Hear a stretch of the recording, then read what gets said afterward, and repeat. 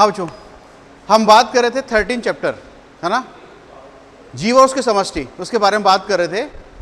तो उसी टॉपिक को हम आगे बढ़ाते हैं। हमने जो है उसका व्यवस्था देखी, यानी जो पारिस्थितिकी संगठन होता है उसके बारे में बात करी कि सबसे छोटी इकाई का नाम व्यष्टि, उसके बाद ऊपर चलता हुआ चला जाएगा तो लास्ट में जाकर बायोस्फीयर यानी जैव मंडल आ जाता है। या फिर अगर मान लीजिए एक कार्य की पारिस्थितिकी भी था, अगर इंडिविजुअल व्यक्ति पर अगर पारिस्थिति लगती है तो कार्य की पारिस्थितिकी कहते हैं। अब इसी टॉपिक को हम आगे बढ़ाते हैं। एक आते इसमें अजैव कारक, यानी इकोसिस्टम के अंतर्गत एबायोटिक फैक्टर जो होते हैं जो पारिस्थितिकी को प्रभावित करते हैं उसकी बात करते हैं। यानी एक आता है अजैविक कारक।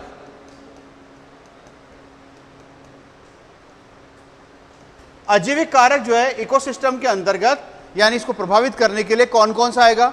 नंबर 1 पहले आता है टेम्परेचर, ताप। ताप होता है, ताप का तो कोई भी टेम्परेचर जो है हर जीव अलग अलग टेम्परेचर के लिए जो है अनुकूलित होता है ना। हर जीव जो अलग अलग टेम्परेचर के लिए अनुकूलित होता है, यानी इतना ज्यादा वेरिएशन होता है कि जहां मरुस्थल में 60 डिग्री सेंटीग्रेड तापमान भी पहुंच जाता है तो वहां 0 डिग्री सेंटीग्रेड ताप पर भी सर्वाइव कर जाते हैं लोग। तो लोग क्या करते हैं, यानी जो है तापमान की कम परास के लिए अनुकूलित होते हैं स्टीनोथर्मल, और जो तापमान की अधिक परास के लिए होते हैं तो यूरीथर्मल। तो कहने का मतलब जो है तापमान की अधिक परास के लिए भी अनुकूलित होते हैं।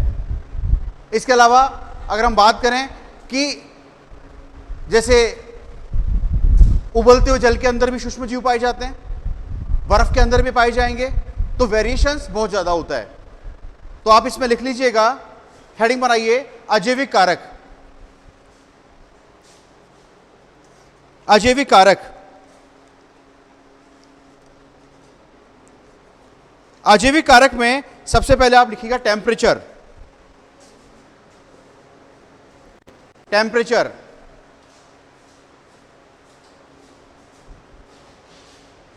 सभी जीवधारी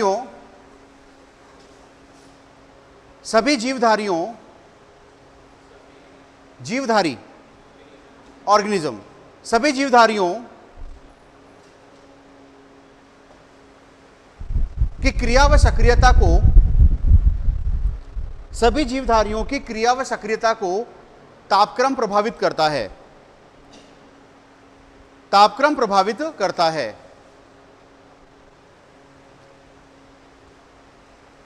वे जीवधारी जो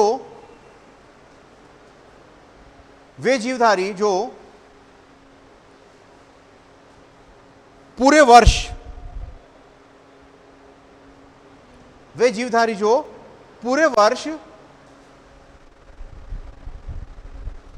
एक स्थिर तापमान में कांस्टेंट, एक स्थिर तापमान में रहने के लिए अनुकूलित होते हैं।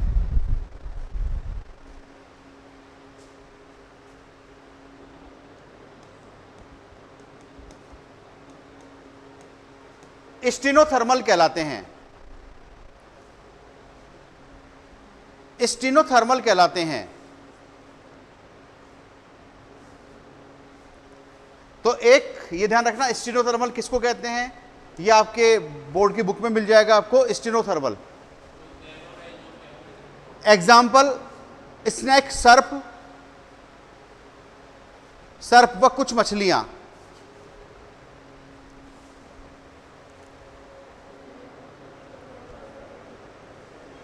सर्प व सांप व कुछ मछलियां।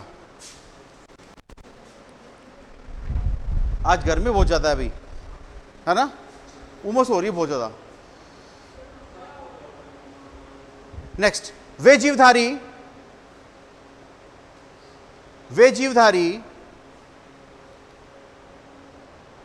जो तापक्रम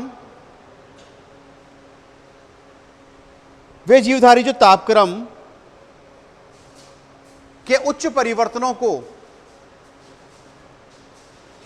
वे जीवधारी जो तापक्रम के उच्च परिवर्तनों को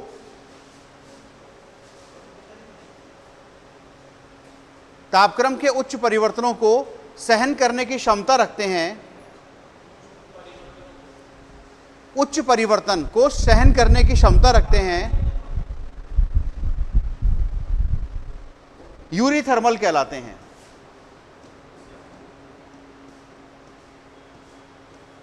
नाम हो जाएगा यूरीथर्मल। यूरीथर्मल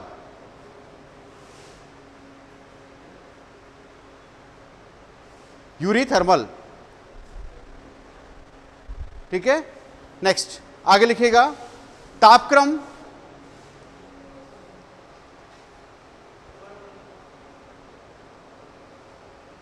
तापक्रम, अक्षांश में परिवर्तन, अक्षांश, एटीट्यूड जो ना एल्टीट्यूड बोलते हैं, तो ऊंचाई होती है।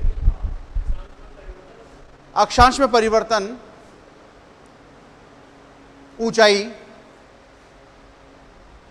अक्षांश में परिवर्तन, ऊंचाई, स्थलाकृति,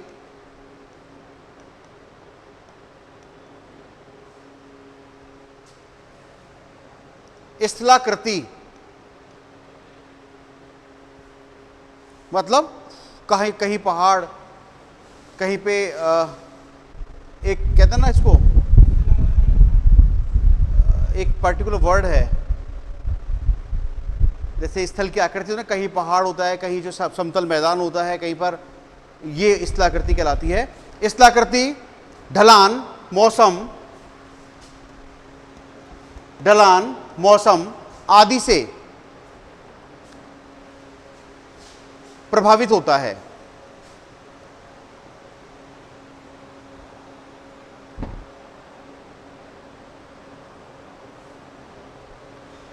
मान लो अगर 1 डिग्री अक्षांश में परिवर्तन हो तो 1 डिग्री अक्षांश में परिवर्तन हो, या 30 फीट ऊपर जाएं,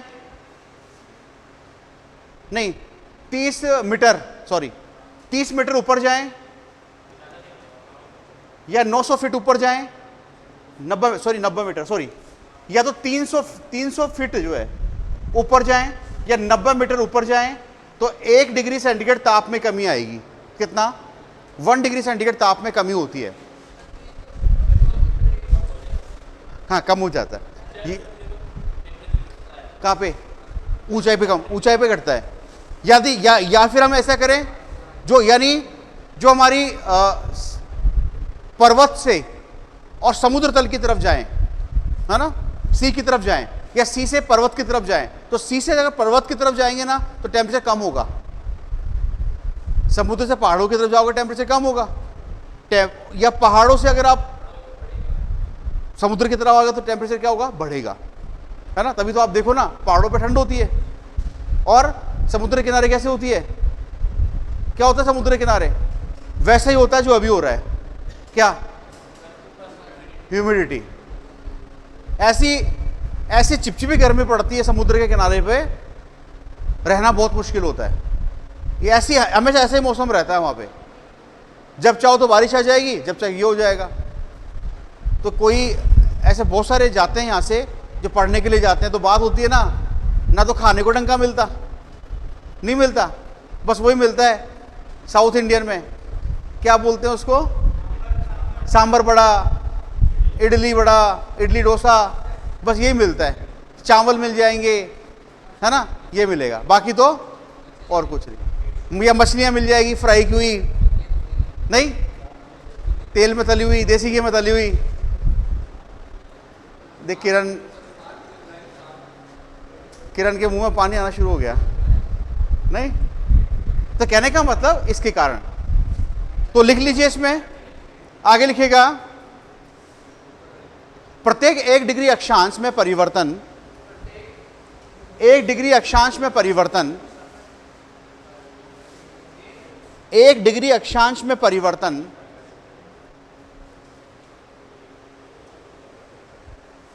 1 डिग्री अक्षांश में परिवर्तन तथा 300 फीट या 300 फीट 1 डिग्री अक्षांश में परिवर्तन तथा 300 फीट या 90 मीटर ऊंचाई में वृद्धि से 90 मीटर ऊंचाई में वृद्धि से 1 डिग्री सेंटीग्रेड ताप कम हो जाता है। 1 डिग्री सेंटीग्रेड ताप कम हो जाता है।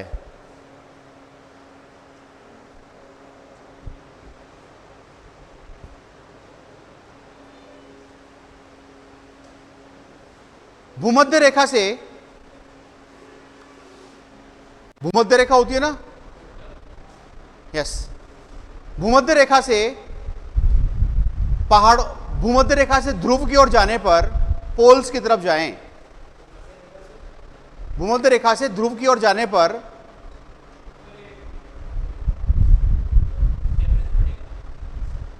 कम होगा, ठंड हो जाएगी। ध्रुव की ओर जाने पर तापमान में कमी होती है, तापमान कम होता है।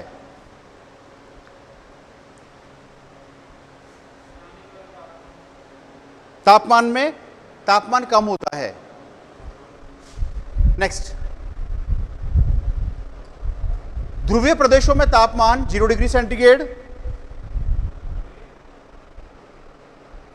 ध्रुवीय प्रदेशों में तापमान 0 डिग्री सेंटीग्रेड,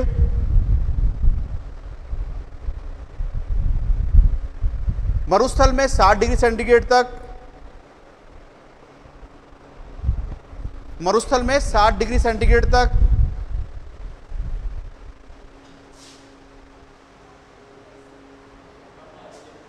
और गर्म पानी में तापमान 100 डिग्री सेंटीग्रेड तक भी होता है।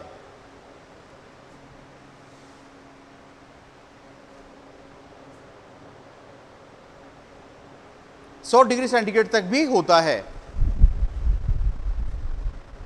ठीक है, देखो इधर कुछ ऐसे जंतु होते हैं जिनका शरीर का तापमान बाहरी वातावरण के समान रहता है। ठंड होगी तो ठंडा हो जाएगा, ज्यादा होगा तो ज्यादा बढ़ जाएगा। तो ऐसे प्राणियों को बोलते हैं असमतापी। क्या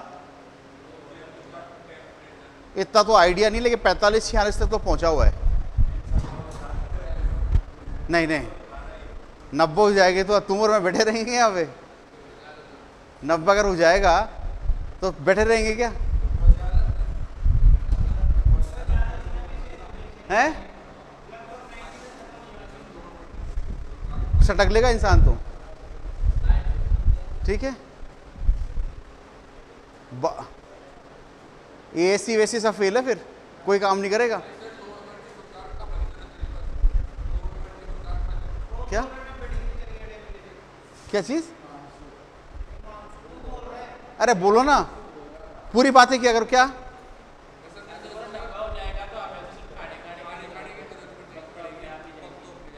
कौन? तो कोई दूसरा ही खाएगा फिर अपने को। बोला ये फिर तो कोई ऐसे कोई वही आएगा दूसरा खाएगा।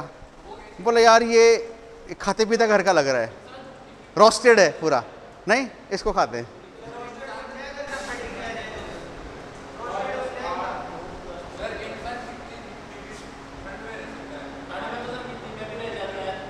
अपने आप को अनुकूल बनाने वाली बात होती है। आप क्या समझते हो? सियाचिन ग्लेशियर पे लोग भी तो रहते हैं। आप सोचो, -50, -60।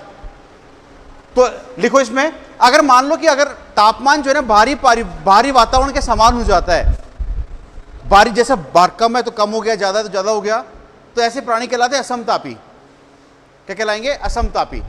असमतापी में कौन आता है? मछलियां, उभयचर, रेंगने वाले सरीसृप। तो आप देखो, तो कुछ क्रियाएं करते हैं और कुछ क्रियाएं करके ये टेम्परेचर को मेंटेन करते हैं।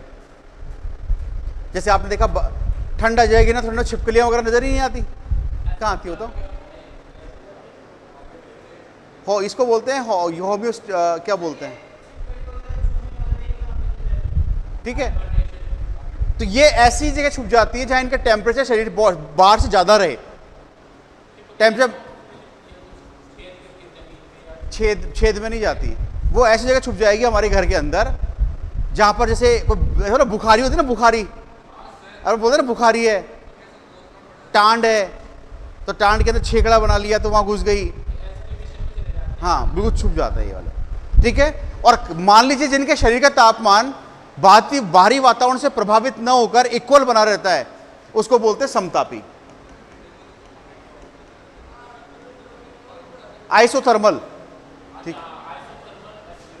ठीक है, वो तो आइसोथर्मल कहलाता है। जैसे कौन आता है, बर्ड्स, पक्षी आपको 12 मौसम में दिखेंगे, मनुष्य, स्तनधारी सब दिखेंगे।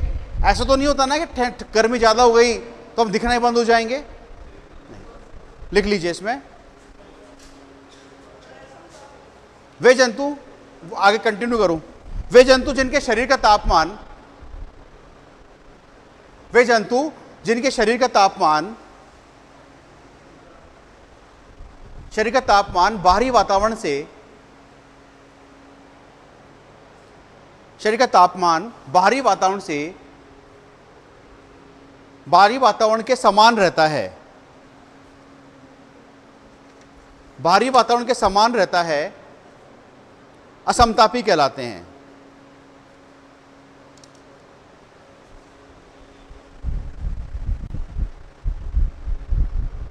ये कुछ विशिष्ट क्रियाएं करके, कुछ विशिष्ट क्रियाएं करके शरीर के तापमान को संतुलित करते हैं, शरीर के तापमान को संतुलित करते हैं। एग्जाम्पल दो,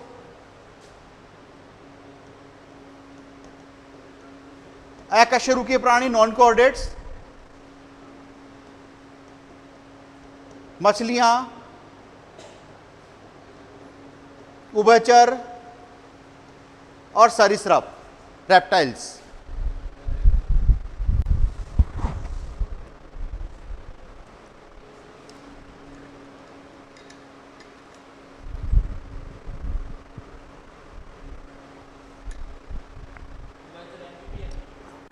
एम्फीबियंस, रेप्टाइल्स। नेक्स्ट, वे जंतु जिनके शरीर का तापमान, आज तो भयानक ही गर्मी हो रही है यार, वे जंतु जिनके शरीर का तापमान बाहरी वातावरण से प्रभावित नहीं होता, बाहरी वातावरण से प्रभावित ना होकर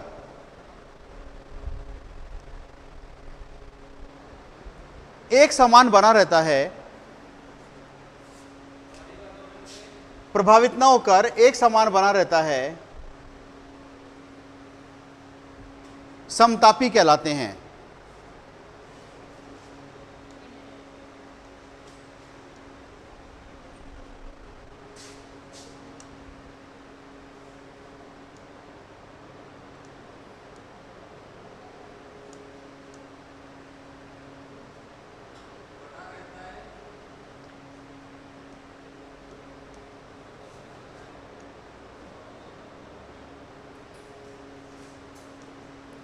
एक समान बना रहता है, समतापी प्राणी कहलाते हैं।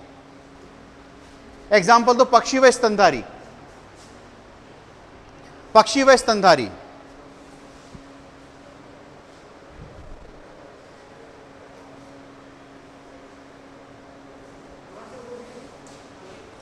पक्षी व स्तनधारी, मैमल्स।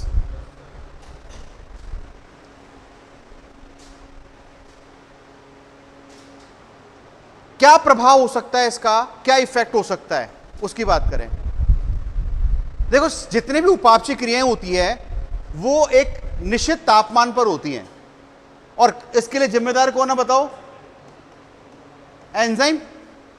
तो एंजाइम एक निश्चित पीएच परास में, निश्चित ताप परास में काम करता है। अगर उस ताप परास में हम तापमान को 10 डिग्री सेंटीग्रेड बढ़ा दें तो अभिक्रिया की दर भी क्या हो जाएगी, लगभग बढ़ जाएगी, लेकिन एक सीमा तक, क्योंकि उससे ज़्यादा तो एंजाइम नष्ट होना शुरू हो जाते हैं।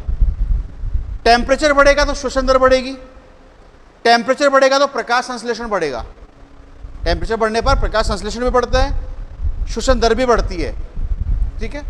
इसके अलावा जैसे एक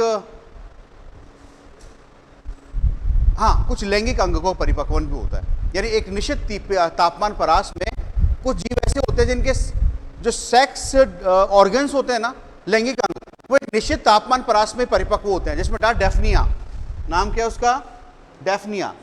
डेफनिया का मतलब जल पिस्सू होता है ये, डेफनिया। डेफनिया पानी में रहने वाला जल का कीड़ा, जल पिस्सू बोलते हैं इसको, राइट? क्या बोलो बोलो, ठीक है। तो ये क्या करता है, इसका लैंगिक अंगों का परिपक्वन तभी होता है, एक निश्चित तापमान होता है। कुछ बीज होते हैं, बीजों के अंदर अंकुरण भी तभी होगा, एक निश्चित पीएच परास होगा, या ताप परास होगा, ऐसे बीजों को बोलते हैं फाइटोब्लास्टिक।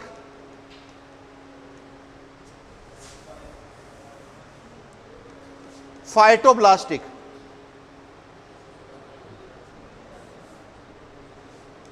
लिख लीजिए इसमें प्रभाव, तापमान का प्रभाव। तापमान में वृद्धि से श्वसन दर व प्रकाश संश्लेषण दर बढ़ती है।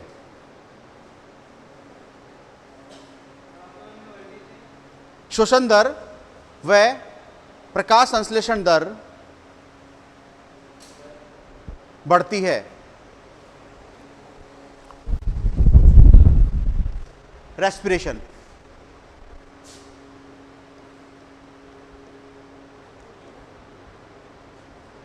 नेक्स्ट, वाष्पोत्सर्जन दर बढ़ती है, ट्रांसपिरेशन। वाष्पोत्सर्जन दर बढ़ती है।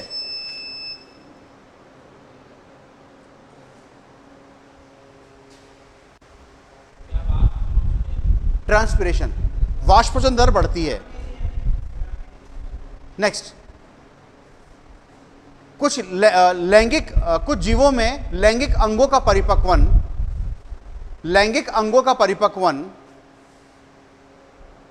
निश्चित तापमान पर होता है। कुछ जीवों में लैंगिक अंगों का परिपक्वन एक निश्चित तापमान पर होता है।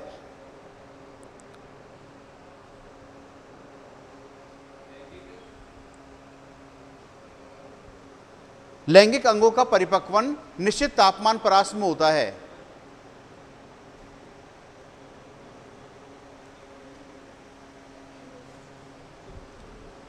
है ना?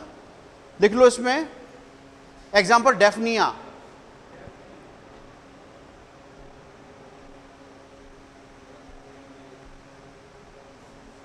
ठीक है, इसमें सामान्य ताप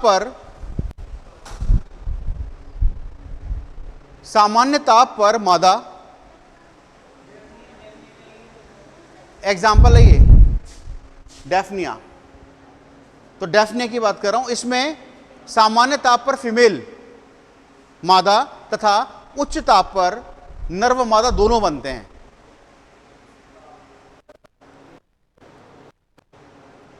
पर दोनों बनते हैं।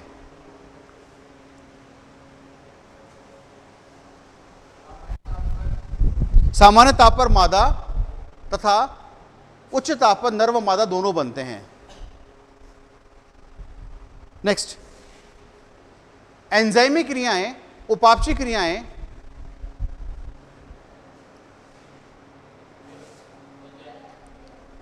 मेटाबॉलिक उपापचयी क्रियाएं एक निश्चित पीएच परास, निश्चित ताप परास में होती है।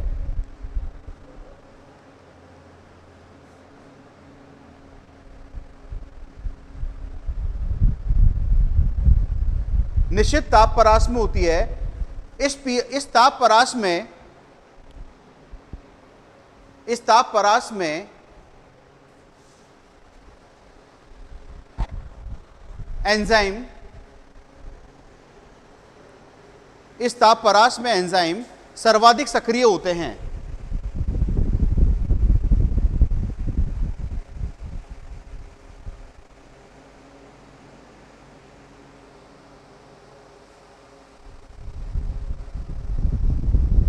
नेक्स्ट, यदि इस ताप परास में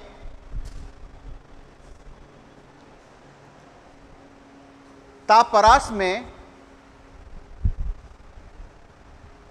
तापमान 10 डिग्री सेंटीग्रेड बढ़ा दिया जाए, 10 डिग्री सेंटीग्रेड बढ़ा दिया जाए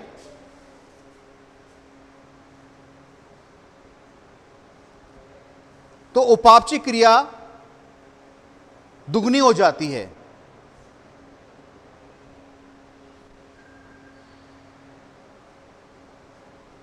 उपापचय क्रिया दुगनी हो जाती है। तो पहला तो आपका क्या है इसमें, पहला है वाटर, सॉरी टेम्परेचर, दूसरा क्या है इसमें, जल। पहला तापमान, दूसरा है पानी अजीविक कारक में। आज स्टूडेंट कम आए हैं, थोड़े दिन की बात है यार।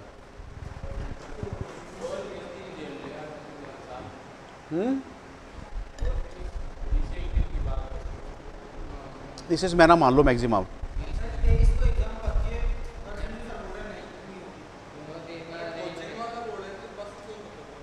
किसने बोला तेरे को है? विजय जो बनना चाहता हूँ वाला,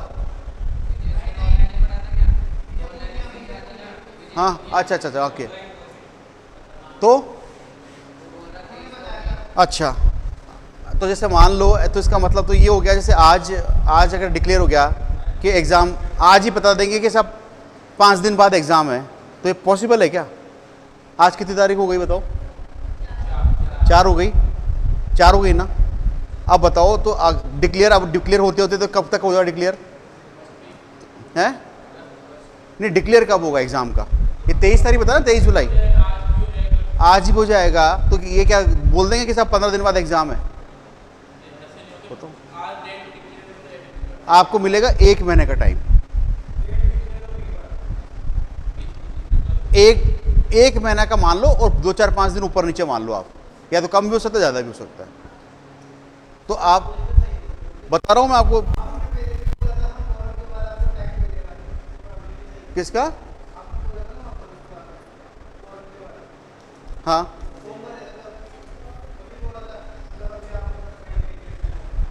तो वो कह रहा हूं ना आपको मैं।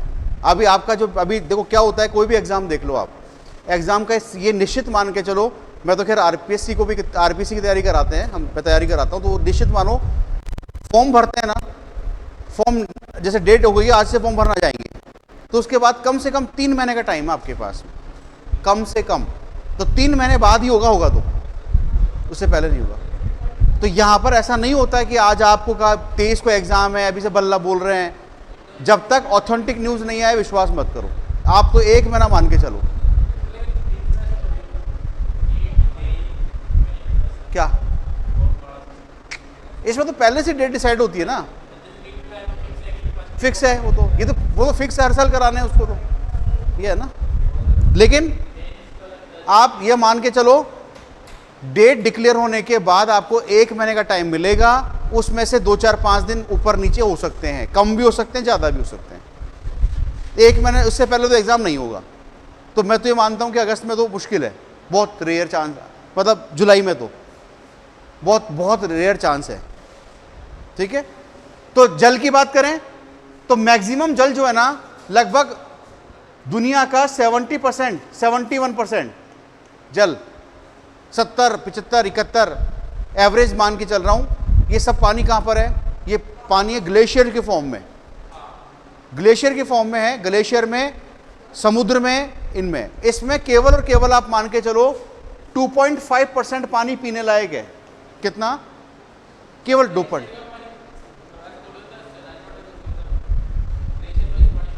सेलेन वाटर तो नहीं होता, लेकिन जाके तो समुद्र में मिलेगा ना। कैसे पियोगे? यानी ग्लेशियर से कोई पाइपलाइन बिछाओगे क्या? ठीक है, तो केवल 2.5% पानी पीने लायक होता है। अब पानी किस लिए जरूरी होता है? जितने भी मेटाबॉलिक एक्टिविटीज होती हैं उसके लिए पानी जरूरी है। आप चाहे कोई भी बीज का अंकुरित होना है तो पानी की आवश्यकता पड़ेगी, प्रकाश संश्लेषण करना है आपको तो ऐसी कंडीशन के लिए क्या करना पड़ेगा? पानी की आवश्यकता होगी। अगर श्वसन क्रिया करना है तो उसमें पानी बाहर निकलता है ना। बीजों की सक्रियता भी तभी होती है जब पानी की आवश्यकता होती है। बीजों में अंकुरण तब होता है जब पानी निकलेगा, कि पानी की आवश्यकता पड़ेगी। तो इसमें वाटर में आप लिख लीजिएगा, लिख लो इसमें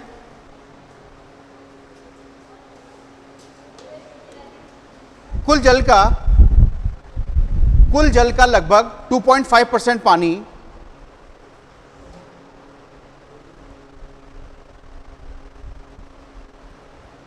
2.5% पानी पीने लायक है।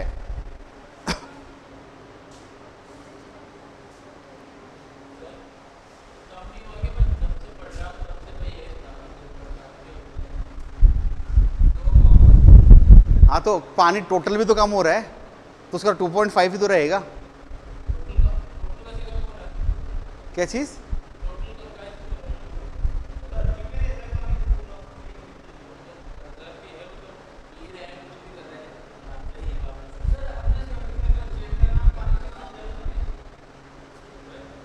अब लिखो इसमें एंजाइम जल की उपस्थिति में सक्रिय होते हैं। जल की उपस्थिति में सक्रिय होते हैं। नेक्स्ट, ये विलायक के लिए सक्रिय होते हैं। विलायक के लिए, सॉरी, उपापचय क्रियाओं के लिए विलायक का काम करता है। उपापचय क्रियाओं के लिए विलायक का काम करता है।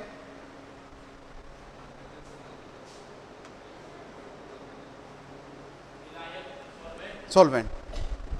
नेक्स्ट, आगे लिखना, काम करता है। नेक्स्ट, प्रकाश संश्लेषण क्रिया में फोटोसिंथेसिस, प्रकाश संश्लेषण क्रिया में अभिकारक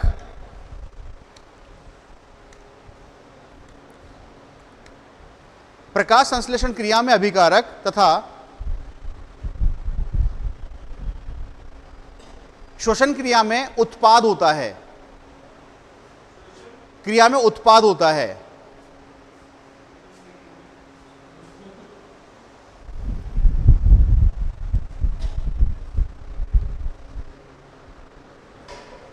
जल की कमी होने पर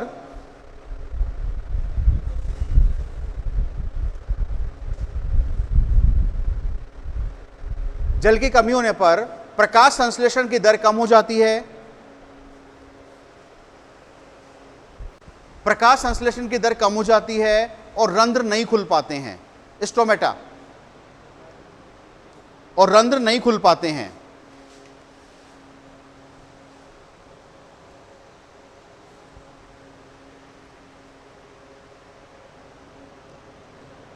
मीठे पानी में, नेक्स्ट,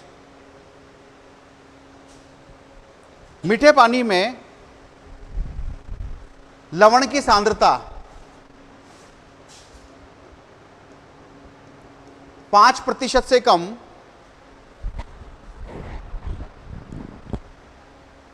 5% से कम, समुद्र में लवण की सांद्रता 30 से 35%, लवण की सांद्रता मीठे पानी में लवण की सांद्रता 5% से कम, समुद्र के पानी में 30 से 35%, तथा खारे पानी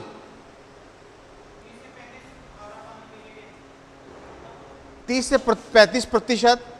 क्या खारा होता है तो तीखे, लेकिन पूरा 100% नहीं होगा वो, उसमें 30 से लगभग एक अगर वाटर का लेंगे तो 30 से 35% क्या होगा, उसमें खारापन होगा, है ना। बाकी में पीने लायक है, लेकिन पीते नहीं है। 30 से 35% कम थोड़ी होता है, बहुत ज्यादा होता है भी, बोर गला देगा पूरी बॉडी को, राइट। एक बार में तो नहीं गलाएगा, लेकिन ज्यादातर तक हमारा सिस्टम, किडनी खराब हो जाना शुरू हो जाएगी। हाँ, फ्लोराइड भी आता है, बिल्कुल। किडनी भी खराब होती है, जॉइंट्स भी खराब होते हैं, और आपके हड्डियां भी खराब हो जाती है, फ्लोरोसिस हो जा, और बैंड हो जाती है हड्डियां, बांका, बांका, बांका, बांका जानते हो ना? बांकेलाल जानते हो? बांकेलाल वो देखा है क्या, तारक मेहता का उल्टा चश्मा? कौन है? बागा, बागा। तो बागे जैसी हो जाएगी बॉडी।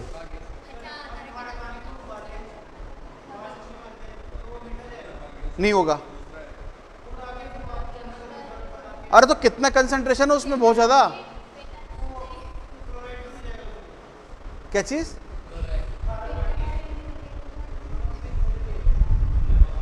कितना उबालोगे इसमें? 30 से 35% बहुत ज्यादा होता है। ऐसा तो अगर ऐसा होने लग जाए तो समुद्र का पीने का पानी कहाँ आने लग जाए। ये इतना आसान नहीं है। आगे लिखो, खारे पानी में लवण की सांद्रता 100%,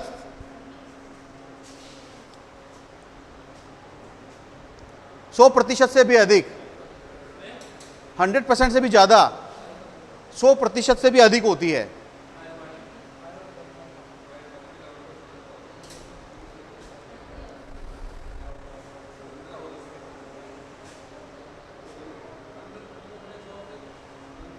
देखो, कुछ जंतु ऐसे होते हैं जो लवण की अधिक क्षारकता, लवण की ज्यादा से ज्यादा कंसंट्रेशन के लिए उत्तरदायी, मतलब सहन कर सकते हैं। उसको बोलते हैं यूरी हैलाइन। क्या बोलते हैं उसको? Yuri haline. यानी लवण की ज्यादा कंसंट्रेशन होगी ना। हाँ,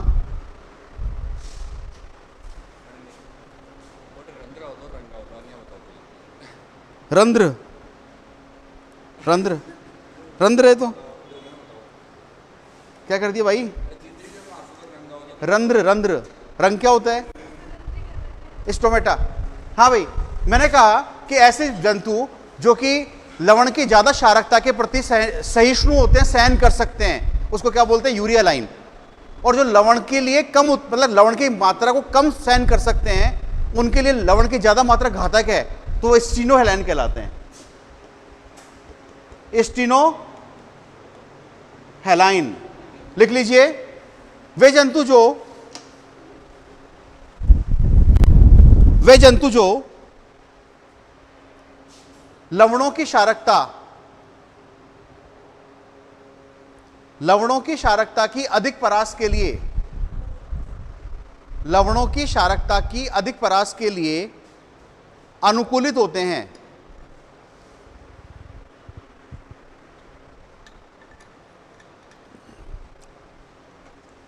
अधिक परास के लिए अनुकूलित होते हैं, यूरी हैलाइन कहलाते हैं।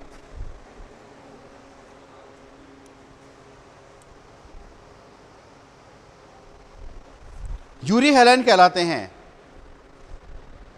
Yuri haline.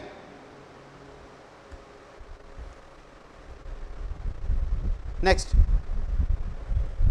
वे जंतु जो लवणों की क्षारकता की कम परास के लिए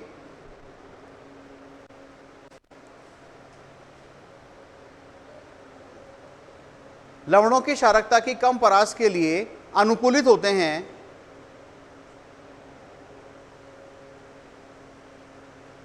स्टीनो हैलाइन कहलाते हैं।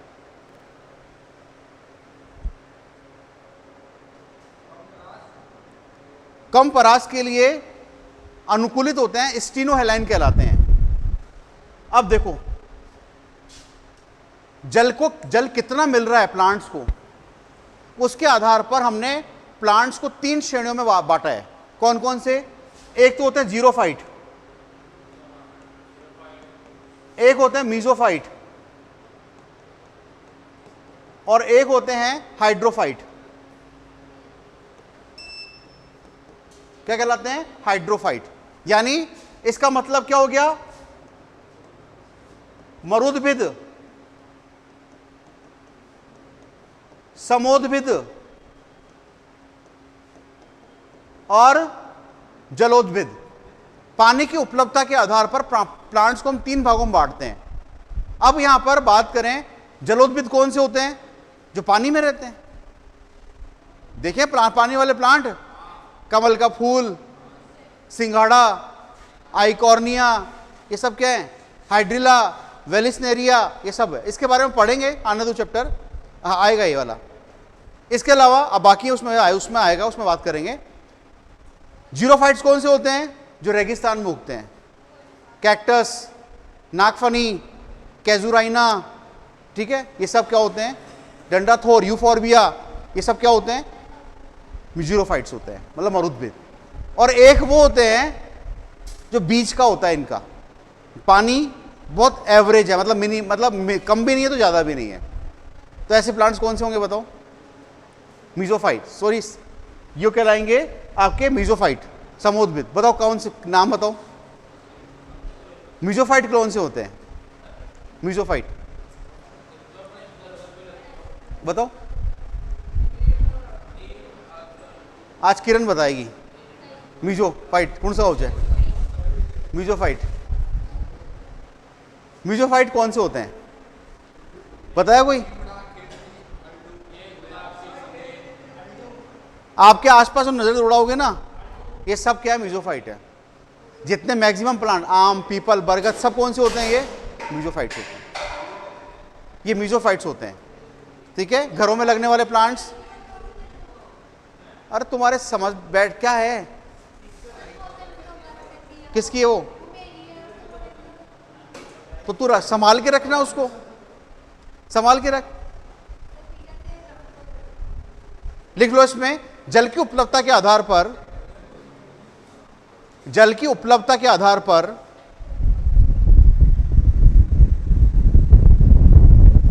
जल की उपलब्धता के आधार पर पादपों को, प्लांट्स को 3 श्रेणियों में बांटा गया है। प्लांट्स को 3 श्रेणियों में बांटा गया है। मरुद्भिद, समोद्भिद और जलोद्भिद।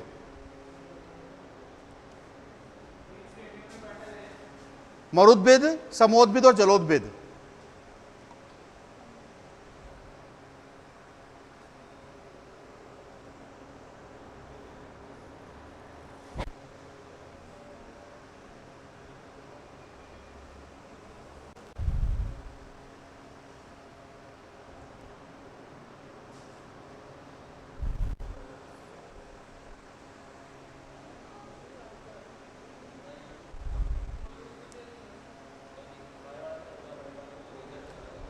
लिख लिया? बोलो, लिख लिया? अब देखो, यहां पे बात करें, पहला तो ताप था, दूसरा जल था, तीसरा प्रकाश, लाइट।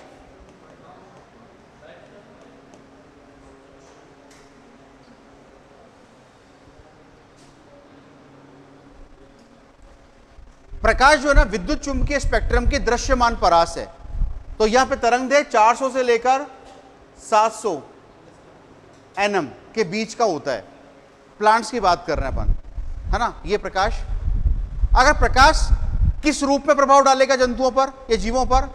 तीव्रता के रूप में, दीप्तकालिता, फोटोपीरियडिज्म के रूप में, है ना। दीप्तकालिता मतलब फोटोपीरियडिज्म के रूप में, और इसके अलावा तरंगदैर्घ्य के रूप में डालेगा। अगर बात करूं सबसे सर्वाधिक प्रकाश संश्लेषण कौन से प्रकाश में होता है, तो आपका आंसर क्या होगा? रेड में। किस में होता है? लाल रंग में सबसे ज्यादा फोटोसिंथेसिस होता है। सेकंड नंबर आता है ब्लू, हाँ ठीक है। और नहीं होता है, किस में नहीं होता? ग्रीन में नहीं होता, प्रकाश संश्लेषण नहीं होता, ठीक है। ध्यान रखना, ब्लू कलर में प्रोटीन सिंथेसिस होता है और रेड कलर में क्या बनेगा? कार्बोहाइड्रेट होता है, ठीक है। यूवी रेज जो होती है ना, यूवी रेज, वो एंथोसाइनिन वर्णक बनाती है। कौन से पिगमेंट्स के लिए? एंथोसाइनिन।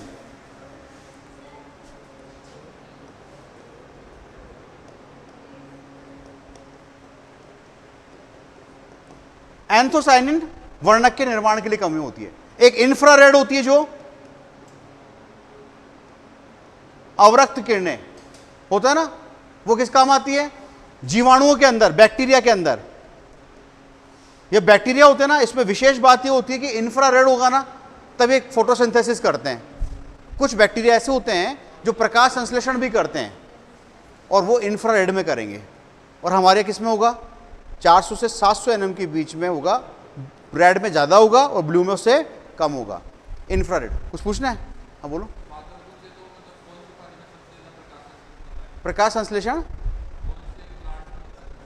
प्रकाश संश्लेषण तो सभी प्लांट्स में होता है, लेकिन पीपल में काफ़ी मानते हैं, पीपल में प्रकाश संश्लेषण दर काफ़ी ज़्यादा होता है।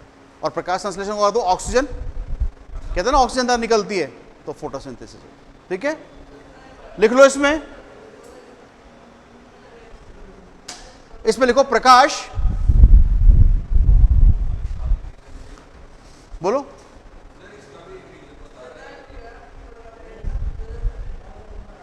क्या करते हैं? हाँ,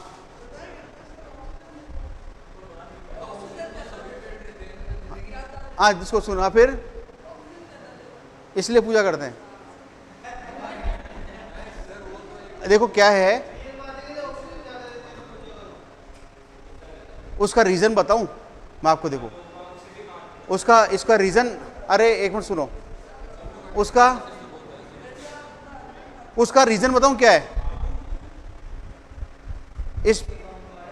आप इसको किसी धर्म से मत जोड़ना, इसको किसी धर्म से मत जोड़ना, लेकिन निश्चित है क्या है, हिंदू धर्म जो है ना उसमें आप देखो कि पेड़ पौधों की पूजा की जाती है, उसका रीजन है।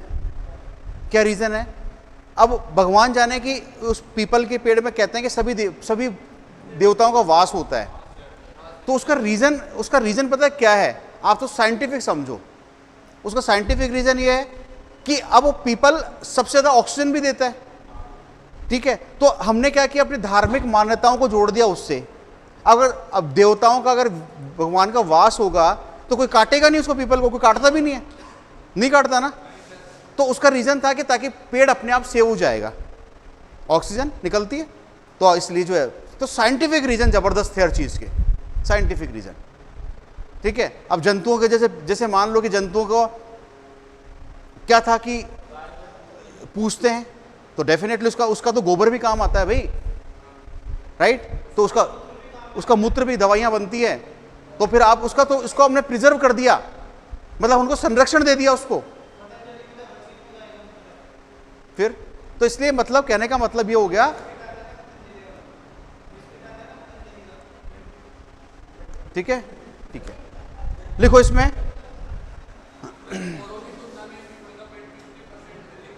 क्या, जो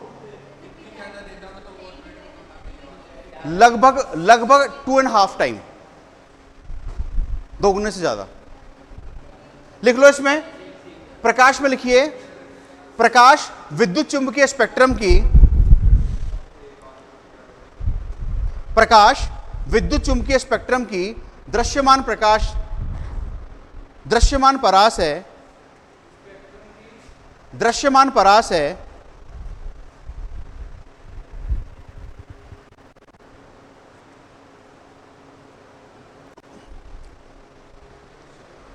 दृश्यमान परास है जिसका तरंग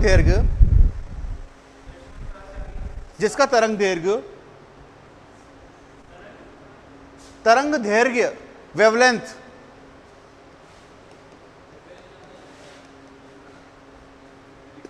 400 से 700 nm के बीच होता है। nm, एंगस्ट्रम भी होता है, nm भी होता है।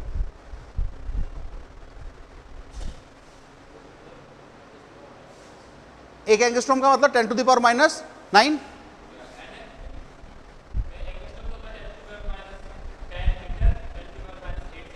है ना, तो nm भी देते हैं इसको, हाँ nm। ठीक है, आगे लिखो, नेक्स्ट लिखिए, रेड प्रकाश में, लाल व नीले प्रकाश में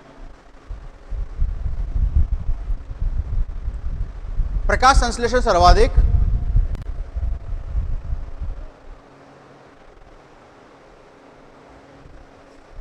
प्रकाश संश्लेषण सर्वाधिक।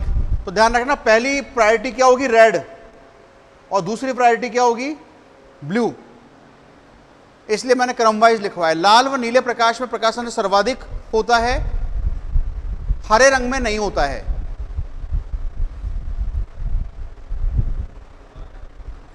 हरे रंग में नहीं होता है। क्लोरोफिल मॉलिक्यूल्स होते हैं ना, इस तरंगदैर्घ्य के प्रकाश को लेते नहीं है। क्लोरोफिल के जो मॉलिक्यूल्स होते हैं ना, इस तरंगदैर्घ्य के प्रकाश को ग्रहण नहीं करते हैं। ये होता है। नेक्स्ट आगे लिखो, यूवी रेज, पराबैंगनी किरणें, एंथोसाइनिन वर्णक,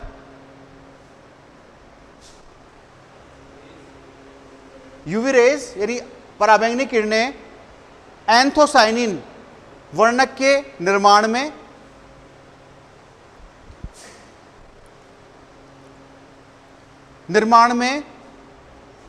एंथोसाइनिन वर्णक के निर्माण में तथा अवरक्त किरणें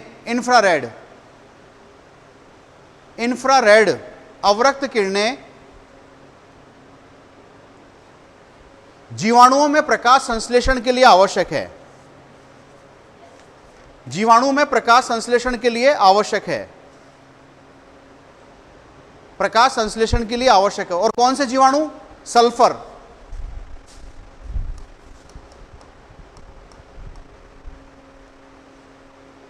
सल्फर जीवाणु प्रकाश संश्लेषण के लिए आवश्यक है। नीले प्रकाश में प्रोटीन, नीले प्रकाश में प्रोटीन तथा लाल प्रकाश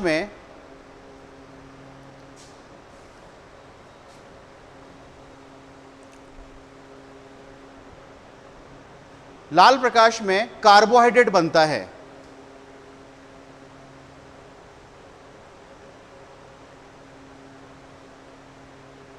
अच्छा सोचो, प्रकाश बढ़ेगा तो रंध्र खुलेंगे, स्टोमेटा ओपन होंगे, वो प्रकाश की उपस्थिति में खुलते हैं। तो ट्रांसपिरेशन भी बढ़ेगा, यानी क्या बढ़ेगा? प्रकाश होगा, प्रकाश है तो रंध्र ओपन होंगे, ओपन होंगे तो क्या बढ़ेगा? ट्रांसपिरेशन बढ़ेगा, है ना। अच्छा, प्रकाश होगा तो क्या होगा? श्वसन भी बढ़ेगा, है ना। नेक्स्ट, प्रकाश की उपस्थिति में रंध्र खुलते हैं, प्रकाश की उपस्थिति में रंध्र खुलते हैं और वाष्पोत्सर्जन बढ़ता है।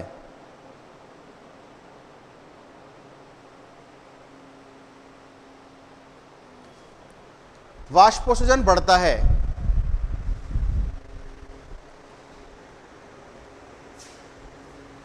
प्रकाश की उपस्थिति में शोषण दर बढ़ती है।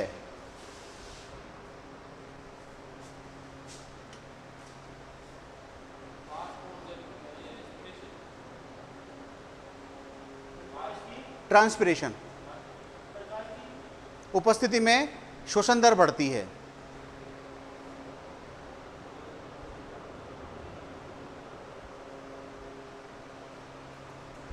किस लिए चाहिए प्रकाश बताओ आप?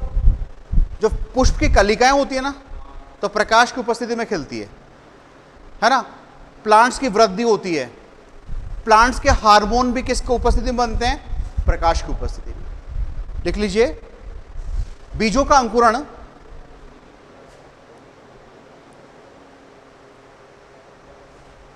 बीजों का अंकुरण, बीजों का अंकुरण। नेक्स्ट, कोमली को पक्ष पुष्प कलिकाओं का खिलना, बीजों का अंकुरण, पुष्प कलिकाओं के खिलने,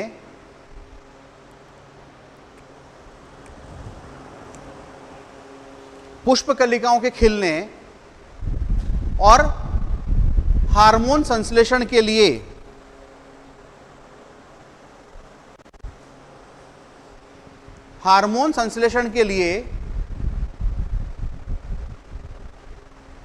प्रकाश आवश्यक है।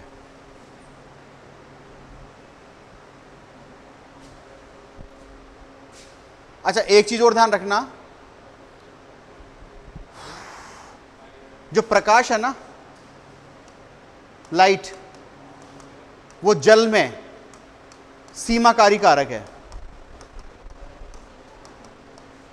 क्या है? सीमाकारी। अब सीमाकारी क्या का मतलब कौन बताएगा? Limiting factor. बोलो क्या मतलब होता है इसका, बताएगा कोई? लिमिटिंग फैक्टर ब्लैकमैन ने दिया था। लिमिटिंग फैक्टर कहता है, एक एग्जांपल ले रहा हूं कि मान लीजिए कोई भी रिएक्शंस, जैसे मान लो प्रकाश संश्लेषण है, वो बहुत सारे कारक जैसे फैक्टर्स को जरूरत पड़ती है उसमें CO2 चाहिए, H2O चाहिए, पिगमेंट चाहिए, लाइट चाहिए, सब कुछ चाहिए ना। तो मान लीजिए कोई भी रिएक्शन जैसे प्रकाश संश्लेषण, बहुत सारे कारक इसको चाहिए, तो ये कहता है कि फोटोसिंथेसिस की रेट उसी पर डिपेंड करेगी जो सबसे कम होगा। इसी को लिमिटिंग फैक्टर बोलते हैं, सीमाकारी बोलते हैं। तो जल में, जल के अंदर जैसे जैसे नीचे जाओगे तो प्रकाश कम होता जाएगा। आई बात समझ में? तो इसका मतलब लिमिटिंग फैक्टर पानी में क्या बन गया? प्रकाश। तो सबसे कम जो होता है वही लिमिटिंग फैक्टर होता है। लिखेगा इसमें, जल के भीतर, नेक्स्ट, प्रकाश,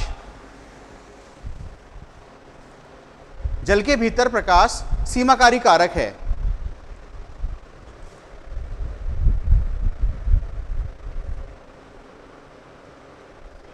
सीमाकारी कारक है। अब सीमाकारी कारक क्या है, इसका मतलब लिखो।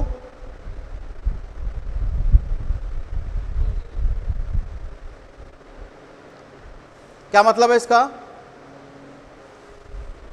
यदि कोई अभिक्रिया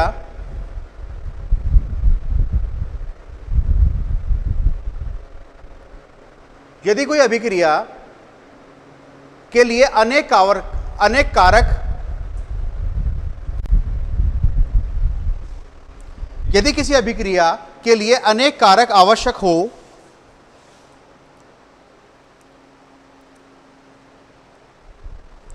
अभिक्रिया के लिए अनेक कारक आवश्यक हो, तो अभिक्रिया की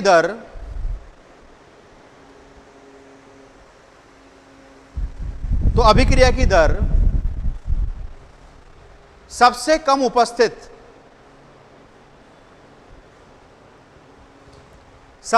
उपस्थित कारक की मात्रा पर डिपेंड करती है।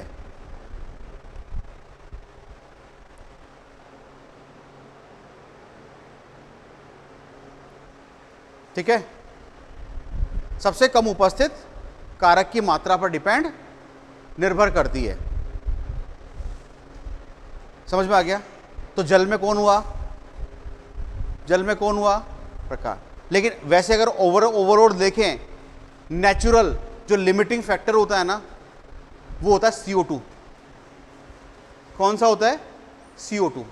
यानी CO2 लिमिटिंग फैक्टर बन जाता है ना।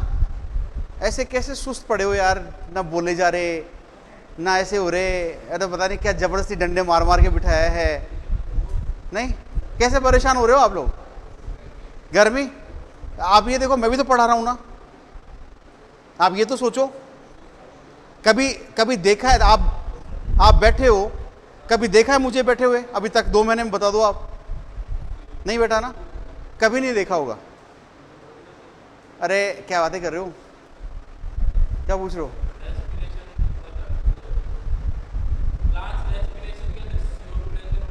बताता हूं अभी।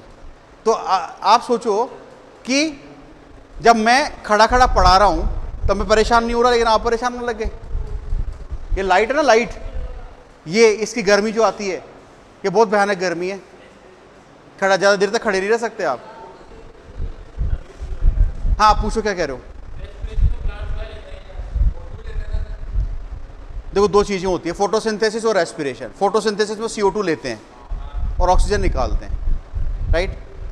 जबकि रेस्पिरेशन जो होती है ना, रेस्पिरेशन में O2 यूज करते हैं और CO2 निकालते हैं। ठीक है? हाँ, चलो इसको भी लिख लो, नोट डाल के लिख लो। प्राकृतिक सीमाकारी कारक CO2 लिख लो, नेचुरल सीमाकारी कारक, प्राकृतिक सीमाकारी कारक, कारी कारक CO2,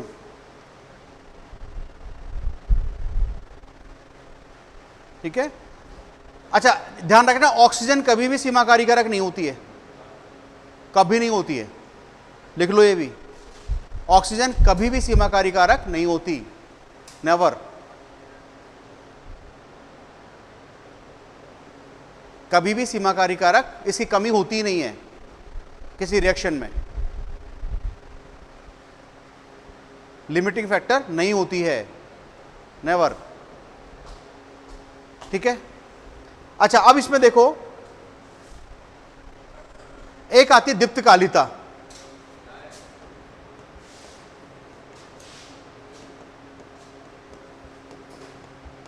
यानी फोटोपिरिडिज्म।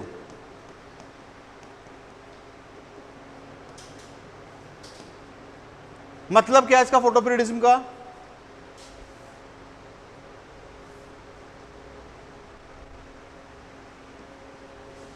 फोटोपिरिडिज्म का मतलब बताओगे? फूल खिलने के लिए प्रकाश की एक निश्चित अवधि चाहिए, उस निश्चित अवधि को हम बोलते हैं फोटोपिरिडिज्म।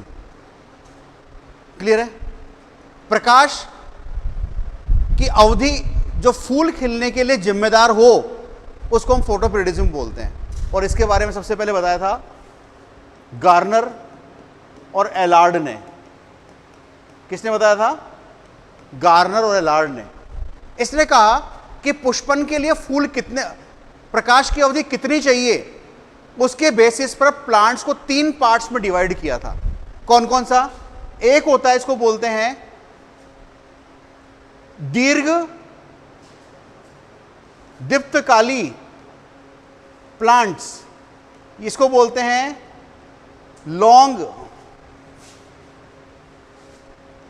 लॉन्ग डे प्लांट, यानी एलडीपी। बताओ एलडीपी मतलब इनको प्रकाश की अवधि ज्यादा चाहिए। क्या चाहिए? प्रकाश की अवधि पुष्पन के लिए लॉन्ग डे है, मतलब प्रकाश ज्यादा चाहिए इनको, यानी आप जो मिनिमम है ना उससे भी ज्यादा चाहिए, मतलब एवरेज से, सॉरी, जिसको अपन बोलते हैं क्रांतिक अवधि, क्रिटिकल। क्रांति का मतलब क्रिटिकल जो पीरियड होता है उससे भी ज्यादा चाहिए।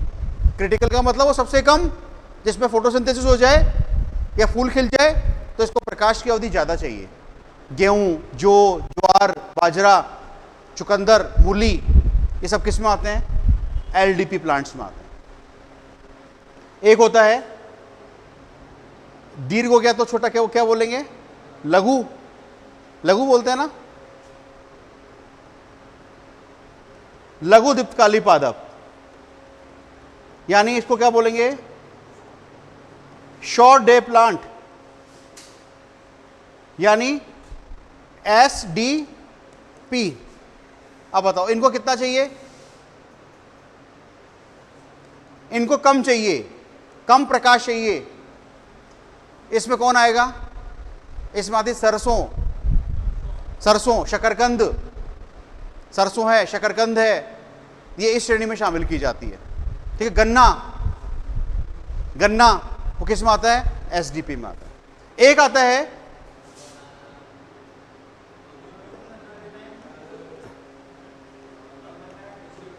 दिवक्ष निरपेक्ष पादप, डे न्यूट्रल प्लांट। कौन से? Day neutral plant. ये कौन से होते हैं? इनमें फूल खिलने के लिए पुष्पन के लिए इसमें प्रकाश निर्भर नहीं करता, किसी भी संभव प्रकाश पर इसमें प्रकाश जो है फोटो, इसमें फूल खिल जाएगा। कौन आएगा? कपास। कौन आता है इसमें? कपास है, टमाटर है, मिर्च है, सूरजमुखी है। वो कौन से प्लांट्स आते हैं? Day neutral plant. आजकल इनके नाम चेंज हो गए हैं, आजकल इनके नाम चेंज हो चुके हैं। आप एक नाम और दे सकते हो, जैसे एलडीपी है ना, एलडीपी को आप एसएनपी भी बोल सकते हो, मतलब शॉर्ट, एन का मतलब नाइट और पी का मतलब प्लांट। एलडीपी है तो एसएनपी भी बोलोगे ना इसको, एसएनपी भी बोलते हैं इसको, क्योंकि इसको कंट्रोल करने वाला एक हार्मोन होता है फ्लोरिजन। कौन सा हार्मोन? फ्लोरिजन। तो फ्लोरिजन को बनने के लिए अंधकार चाहिए, इसलिए इसको अपन SNP भी बोल सकते हैं।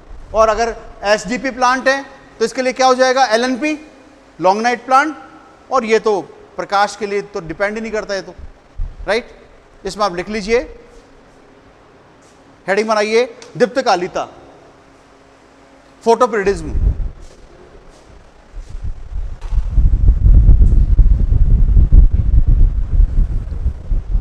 गार्नर व एलार्ड ने बताया, गार्नर व एलार्ड ने बताया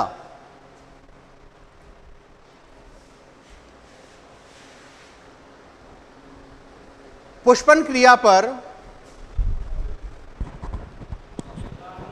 एलार्ड ने बताया, आगे लिखो, पुष्पन क्रिया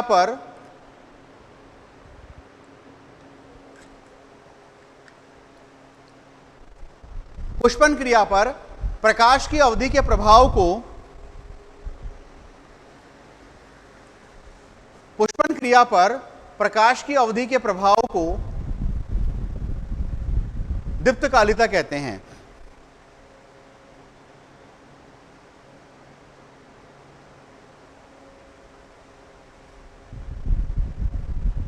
प्रकाश की अवधि के प्रभाव को दीप्तकालिता कहते हैं। इसके अनुसार पादप को तीन समूह में बांटा गया है।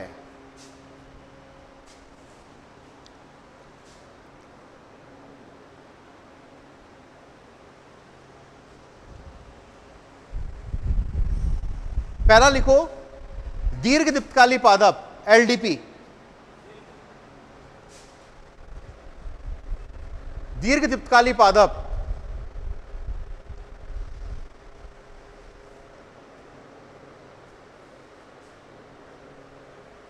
इंग्लिश में याद करना ज्यादा फायदेमंद रहोगे, शॉर्ट में LDP, SNP याद हो जाता है इजीली। क्या बोलते हैं इसको, LDP,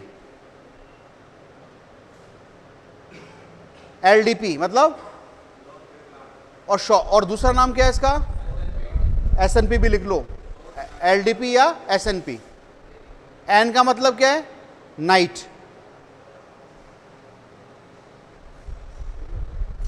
ठीक है।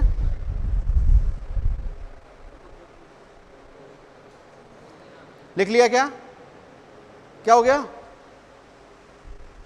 LDP या SNP। N का मतलब नाइट, D का मतलब डे, बाकी दोनों सेम है। इसमें लिख लो, पुष्पन के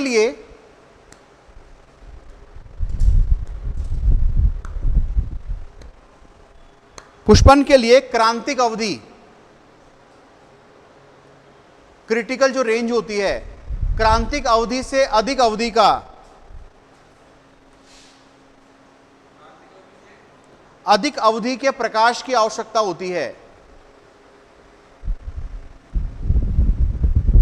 क्रांतिक अवधि से अधिक अवधि के प्रकाश की आवश्यकता होती है।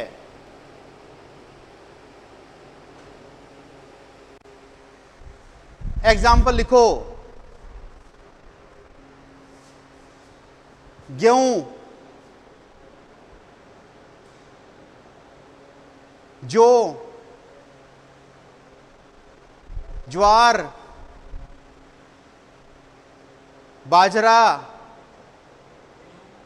गेहूं, जौ, ज्वार, बाजरा,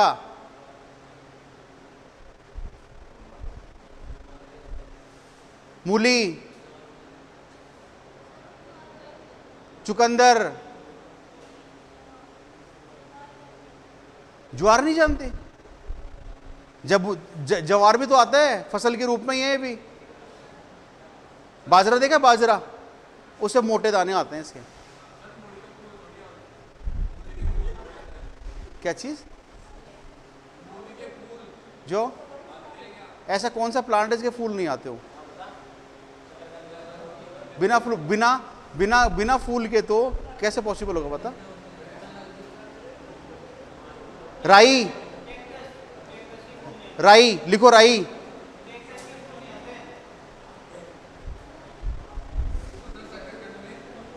राई लिखो।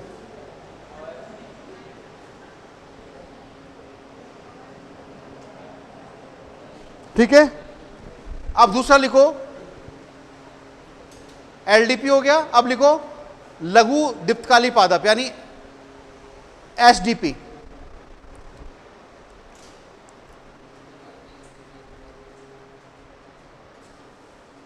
SDP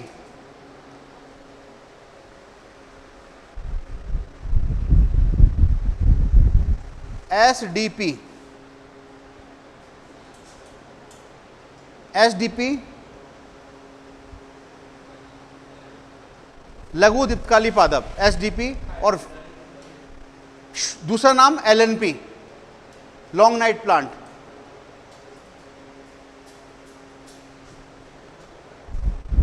लॉन्ग नाइट प्लांट लिखो इसमें पुष्पन के लिए क्रांतिक अवधि से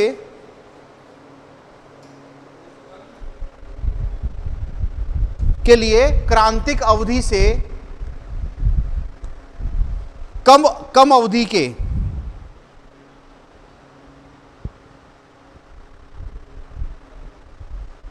क्रांतिक अवधि से कम अवधि के प्रकाश की आवश्यकता होती है।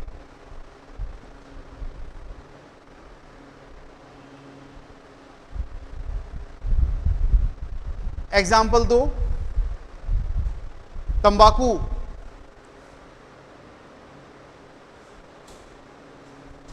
सरसों,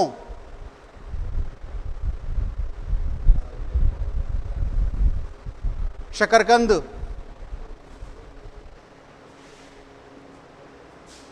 साल्विया, साल्विया,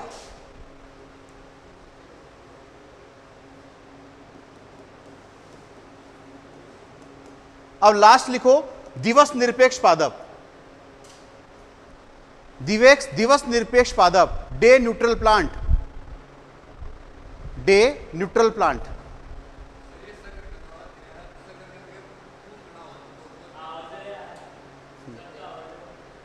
ऐसा प्लांट ही नहीं है जिसका फूल नहीं आते हो।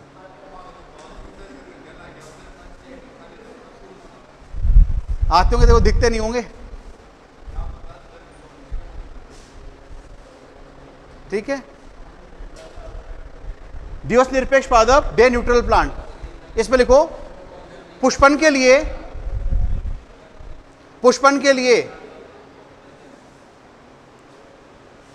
लिए प्रकाश का प्रभाव नहीं होता है। पुष्पन पर प्रकाश की अवधि का प्रभाव नहीं होता है।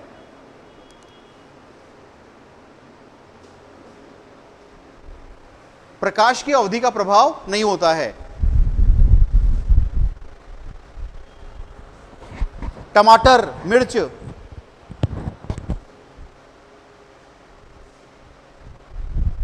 टमाटर, मिर्च, कपास, खीरा, खीरा जानते हो ना? खीरा, सूरजमुखी, नाम सूरजमुखी, सूरजमुखी, सनफ्लावर।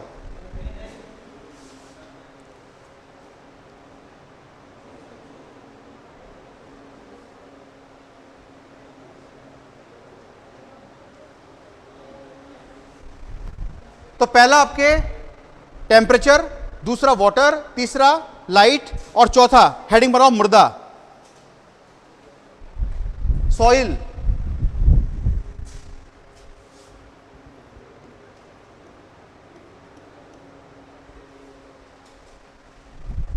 मिट्टी का मतलब क्या है? क्या होती है मिट्टी? यस, माटी, वेरी गुड। और अब एक दूसरा बोलेगा रज। और हाँ जी किरण, आपका कोई एक्सपर्ट व्यू? अरे साइंटिफिक क्या बता सकते हो? क्या नाम क्या होगा? मतलब साइंटिफिक तरीके से क्या होता है? खनिज पदार्थ और आंशिक रूप से अपघटित कार्बनिक पदार्थ। हुमस, जिसको कहते हैं ना हुमस, जानते हो ना हुमस, सड़े गले पदार्थ, उसको हम कहते हैं, दोनों के अंश को कहते हैं मिट्टी कहते हैं। अध्ययन कहलाएगा पेडोलॉजी। क्या बोलते हैं इसको? लिख लीजिए इसमें मृदा, हेडिंग बनाओ सॉइल, मृदा।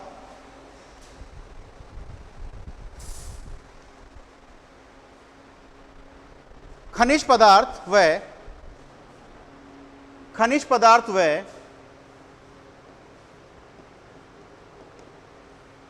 आंशिक रूप से अपघटित खनिज पदार्थ व आंशिक रूप से अपघटित कार्बनिक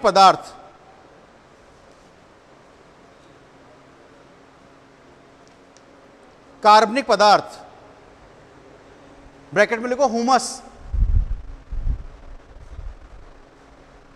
का जटिल मिश्रण है।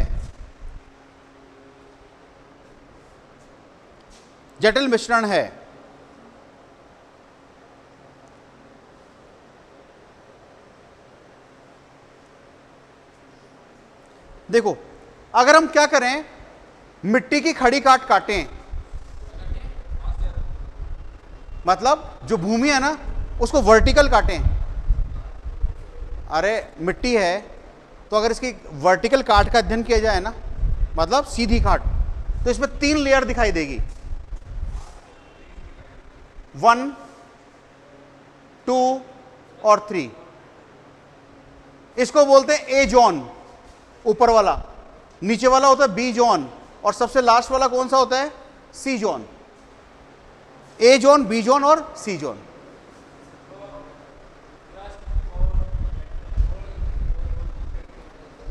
क्या होता है ये वाली, इसमें जो मिट्टी पाई जाती है, जो सूक्ष्म जीव मिलेंगे आपको ए जोन में मिलेंगे, है ना।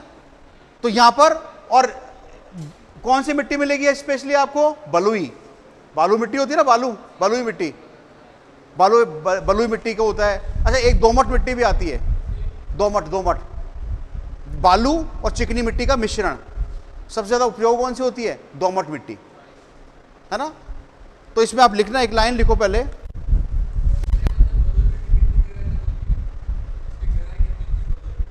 क्या चीज ज्यादा ए जोन में रहेगी ये।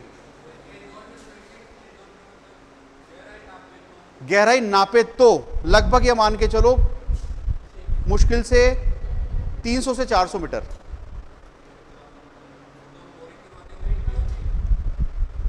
बोरिंग तो कराते जाओ आप, कोई एवरेज नहीं है। आप कितना फीट कराते हो? बहुत हजार फीट भी करवा देते हैं लोग, तो 250 फीट पे आता है, कोई अंत नहीं है। लेकिन इस जोन में है ना, इस जोन में तो केवल चट्टानें मिलती हैं, सी जोन में बाटा। लिखो इसमें मृदा परिच्छेदिका का सेक्शन,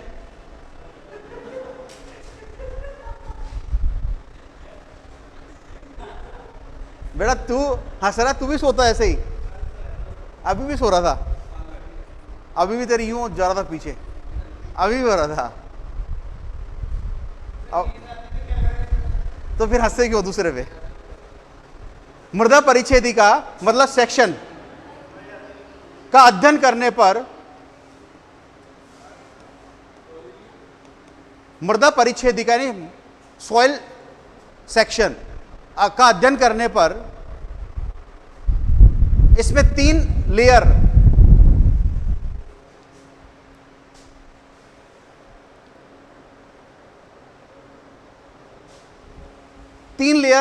दिखाई देती है। पहले लिखो ए स्तर, पहला लिखो ए लेयर यानी ए संस्तर,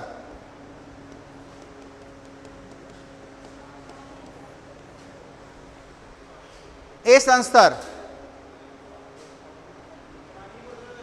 इसमें लिखना सबसे ऊपरी स्तर है। अरे रे रे, बस अभी होने वाला, 5 मिनट फोकस कर लो। सबसे ऊपरी स्तर है, लिखो सबसे ऊपरी स्तर है, ऊपरी। नेक्स्ट, बलुई मिट्टी उपस्थित, बलुई मिट्टी, बलुई मिट्टी उपस्थित, पादप की वृद्धि के लिए योग्य, पादप की वृद्धि के लिए योग्य।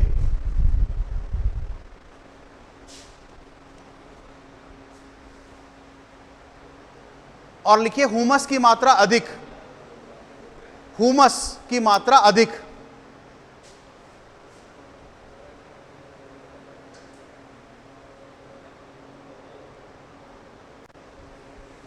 हुमस की मात्रा अधिक।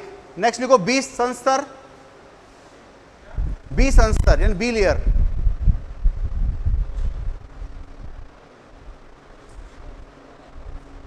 जीव विहीन कोई ऑर्गेनिज्म नहीं मिलेगा, जीव विहीन।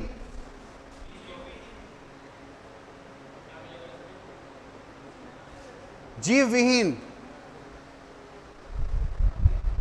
ठीक है। वर्षा का पानी एकत्र होता है, वर्षा का पानी एकत्र होता है।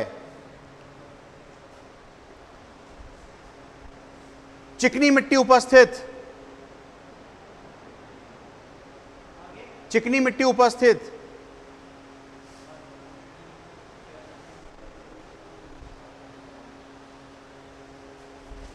ए लेयर के नीचे उपस्थित, ए लेयर के नीचे उपस्थित।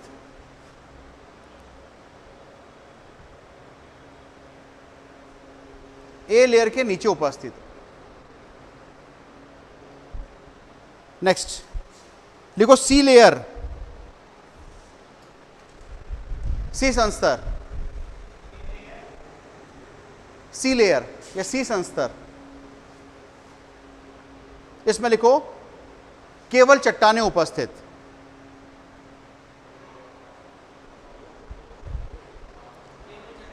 उपस्थित। बी संस्तर के नीचे उपस्थित,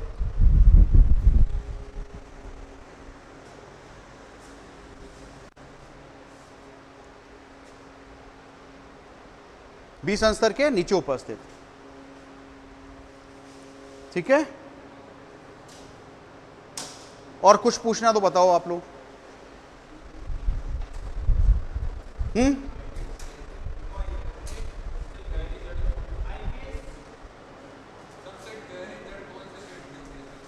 रेगिस्तानी पेड़ की मिलेगी आपको, खेजड़ी की, प्रोसोपिस सिनेरारी, बहुत गहरी होती है। प्रोसोपिस सिनेरारी, क्यों? पानी को खींचना है ना कहीं से, तो इसलिए गहराई तक जाती हूँ। अरे कुछ पूछना है और आपको बताओ। तो ये चैप्टर आने वाले टाइम में मतलब